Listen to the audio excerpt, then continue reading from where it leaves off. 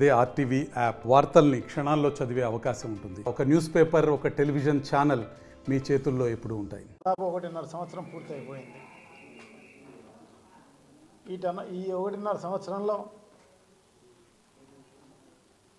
వ్యవసాయాన్ని నిర్లక్ష్యం చేసి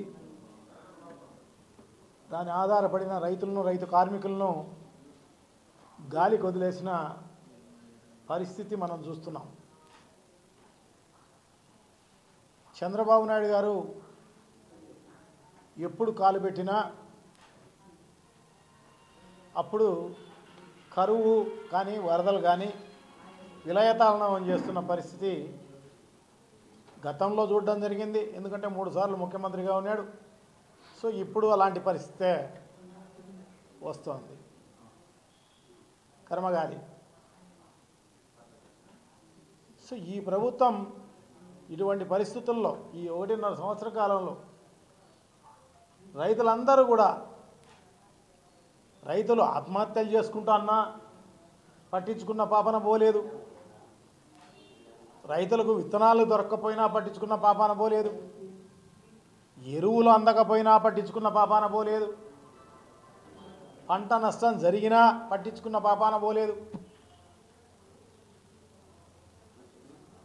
ఇన్సూరెన్స్ అతిగతి లేదు. ఈ రకంగా ఏమి జరిగినా పట్టించుకున్న పరిస్థితి లేదు. త్రూఅవుట్ ఆంధ్ర రాష్ట్రం అన్ని పంటలు ఆ విధంగా వేసిన పంట వేసినట్టుగానే నష్టం వచ్చిన పరిస్థితి మనం చూస్తున్నాం. లక్షలాది మంది రైతులు ఇబ్బంది పడుతున్న పరిస్థితి మనం చూస్తున్నాం. వందలాది మంది రైతులు చనిపోతున్న పరిస్థితి మనం చూస్తున్నాం. ఈ ప్రభుత్వానికి చీమ కుట్టినట్టు కూడా లేదు. ముఖ్యమంత్రి గారు రివ్యూ చేయడమో లేకుంటే వ్యవసాయ శాఖ మంత్రి రివ్యూ చేయడమో అన్న కూడా చేయలేదు. పూర్వం జగన్మోహన్ రెడ్డి గారి పరిపాలనలో సీఎం యాప్ ఉండేది. సీఎం యాప్ యాప్లో అప్లోడ్ అయినవి అన్నీ కూడా సమస్యలన్నిటినీ కూడా అక్కడ పరిష్కారం దొరికేది. ఏమన్నా కష్టం రానిలేండి. పంట మద్దతు ధర లేకపోతే మద్దతు ధర ఇచ్చిన పరిస్థితి ఉంది. పంట నష్టం వస్తే ఖరీఫ్లో నష్టం వస్తే ఖరీఫ్లోనే ఇచ్చిన పరిస్థితి మనం చూసినాం గతంలో. ఇన్సూరెన్స్ కూడా కరెక్ట్ టయానికి వచ్చిన పరిస్థితి కూడా చూసాం. ఆ ఇన్సూరెన్స్ కూడా ఉచితంగా ప్రభుత్వమే కట్టిన పరిస్థితి చూసినాం. అవన్నీ కూడా ఇప్పుడు గాలికి వదిలేసిన పరిస్థితి. రైతు భరోసా కేంద్రాలు అయితే రైతులకు బాగా ఉపయోగపడాలి, పరిపాలన వికేంద్రీకరణ జరిగితే రైతులకు మంచి జరుగుతుందన్న ఉద్దేశంతో 2000 జనాభాకు ఒక రైతు భరోసా కేంద్రాన్ని పెట్టి అక్కడ వ్యవసాయ అధికారిని అక్కడ ఉంచి ప్రతి దశలోనూ రైతుకు ఉపయోగపడిన పరిస్థితి మనం చూసినాం. విత్తనం నుంచి పంట అమ్మేంత వరకు కూడా ప్రతి దశలోనూ ఏ దశలో అయినా నష్టం జరిగినా నష్టాల్లో ఇమ్మీడియట్గా ప్రభుత్వం ఇంటర్వ్యూని అయ్యి నష్టం రాకోకుండా చూసిన పరిస్థితి అంతా కూడా చూడటం జరిగింది. అటువంటిది ఎంత దారుణం, ఎంత దుర్మార్గం. కథలు చెప్పి రైతులకు అందరినీ మోసం చేసి 20,000 రూపాయలు ఇస్తామని చెప్పి అది కూడా కేంద్ర ప్రభుత్వం ఇచ్చేది కాకోకుండా 6,000 PM కిసాన్ ఇచ్చేది కాకుండా మేము ఇస్తామని చెప్పి అది కూడా జగన్మోహన్ రెడ్డి గారు 4 విడతలుగా ఇస్తున్నారు. మేము అట్లా కాకుండా ఒకటే విడతగా ఇస్తాం.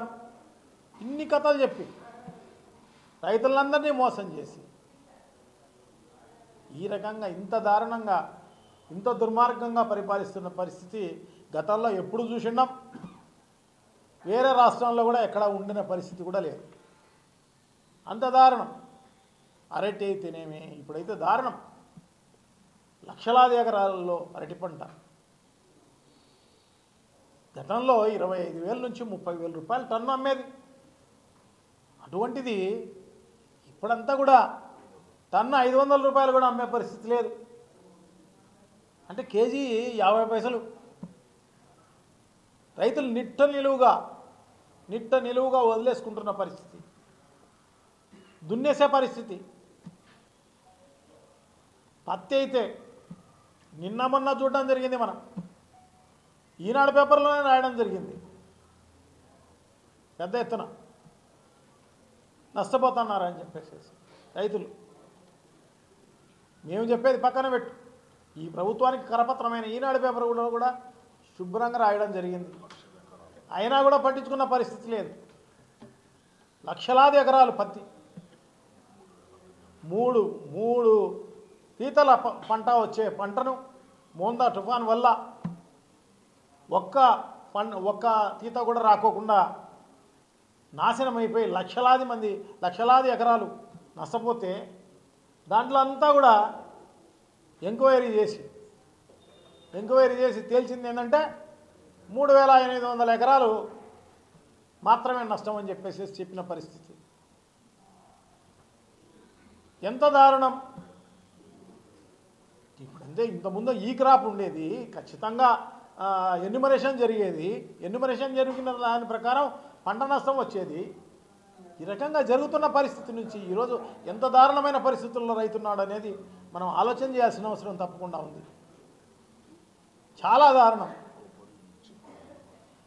ఒక కొబ్బరి అయితేనేమి, ఒక మిర్చి అయితేనేమి, పొగాకు అయితేనేమి, కోకో అయితేనేమి, మామిడి అయితేనేమి, టమోటా అయితేనేమి, మొక్కజొన్న అయితేనేమి, మినుములు అయితేనేమి, ఉల్లి అయితేనేమి, చీనీ అయితేనేమి, శనగ అయితేనేమి, ఈ పంటలన్నీ ఇది అది అనేది ఏం లేదు, దారుణం.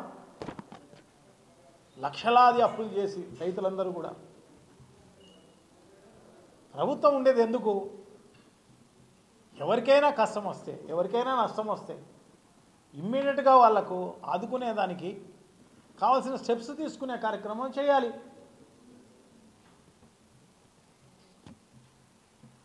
ప్రకృతి వైపరీత్యాలు జరిగినా, ఇంకొక వైపరీత్యాలు జరిగినా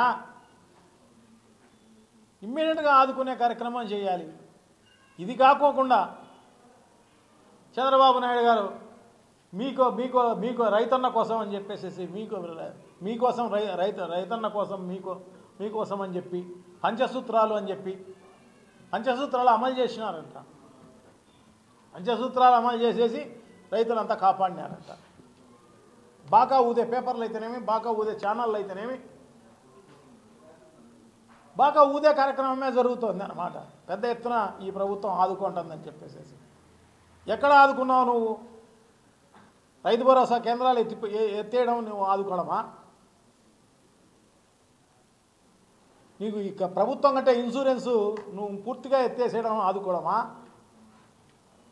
అదే కాకోకుండా ఇప్పుడు అన్నదాత సుఖీభవ అని చెప్పేసి నువ్వు 40,000 రూపాయలు ఇవ్వాల్సి ఉంటే 10,000 రూపాయలు మాత్రమే ఇచ్చేసే చేతులు దులుపుకున్న పరిస్థితి. సో ఇది ఆదుకోవడమా? నువ్వు ఎక్కడ ఆదుకున్నావు? గిట్టుబాటు ధర లేకపోతే రైతులందరూ కూడా ఇబ్బంది పడతా అంటే నువ్వేమన్నా కాపాడావా? మద్దతు ధర ఇచ్చావా? నువ్వు ఎక్కడ కాపాడావు? నువ్వు మరి పంచసూత్రాలు కదవి, పంచభూతాలు. ఆ రకంగా ఇబ్బంది జరుగుతుంటే కాపాడాల్సిన పరిస్థితి ఉంటే ఈ ప్రభుత్వం కాపాడలేకపోగా చోద్యం చూస్తున్న పరిస్థితి. ఏమంటే రైతులతో కానీ ప్రజలతో కానీ ఏమీ సంబంధం లేదు. వాళ్ళు ఓట్లేసి వేసినా ఒకటే, వేయకున్నా ఒకటే, ఎవరు ఏ ఓటు వేసినా కూడా మాకే వస్తుంది, ఈవీఎంలు ఉన్నాయిలే కొట్టేసి అవతల పడేస్తాం అని తప్ప నువ్వు నిజంగా ప్రజల శ్రేయస్సు కోరి, ఈ రాష్ట్రాన్ని శ్రేయస్సు కోరి ఉంటే డెఫినెట్గా ఈ రకంగా నువ్వు ప్రవర్తించినవి కాదని చెప్పేసి నేనైతే భావిస్తాను. ఇదే కాదు మనకు ఈ కేడబ్ల్యూడిటి 2లో అంటే బచావత్ ట్రిబ్యునల్ను ఏదైతే అవార్డు పాస్ అయిందో ఆ బచావత్ అవార్డు ట్రిబ్యునల్ పాస్ అయిన దాన్ని మళ్ళీ రివ్యూ చేయకూడదు. అంతర్రాష్ట్ర జలాల వివాదాల చట్టం ప్రకారం నువ్వు ఆ రివ్యూకు మార్గదర్శకాలు కేంద్ర ప్రభుత్వం ఇష్యూ చేస్తూ ఉంటే 2023లో వైఎస్ఆర్ కాంగ్రెస్ పార్టీ ప్రభుత్వం సుప్రీంకోర్టులో దాన్ని ఛాలెంజ్ చేసిన పరిస్థితి. తర్వాత ప్రభుత్వం మారింది, నువ్వు ఆ వాదనలు కూడా సరిగా వినిపించనందువల్లనే ఈరోజు మళ్ళీ రివ్యూ జరిగే కార్యక్రమం జరుగుతోంది. మరిన్ని వీడియోస్ కోసం ఛానల్ ని సబ్స్క్రైబ్ చేయండి, లేటెస్ట్ అప్డేట్స్ కోసం వాట్సాప్ ఛానల్ ని ఫాలో చేయండి అండ్ లింక్ డిస్క్రిప్షన్ లో ఉంది.